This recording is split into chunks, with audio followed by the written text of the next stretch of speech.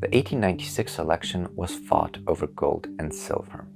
The economy was in a deep, deep hole, so people projected their problems onto the gold standard. They thought that if America based its currency on gold and silver, and not just gold, then that would lead to much higher inflation. Farmers and laborers wanted high inflation because it would make it so much easier for them to pay back their debts. The messiah of the silver supporters was a guy called William Jennings Bryan. At the Democratic Convention that year, he gave a speech that basically ended with him saying, "You shall not press down upon the brow of labor this crown of thorns. You shall not crucify mankind upon a cross of gold." The convention exploded with hype, and he was declared the party's nominee. Bryan was shunned by most of the mainstream, including the Democratic Party establishment, so he went on a grassroots tour of crucial Midwestern swing states. He needed the support of the Midwestern laborers to win. He traveled thousands of miles by train, giving as many as 500 speeches to as many as 5 million people.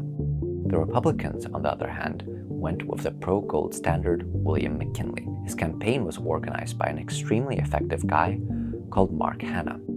Hanna basically went to big business leaders and convinced them to donate $3.5 million to the McKinley campaign by spreading fears that a Bryan win would destroy the economy. Bryan, on the other hand, only had about $500,000 in his campaign chest. While Bryan rushed around, McKinley campaigned from the front porch. All that money used to subsidize tickets so that potential voters could come to see him.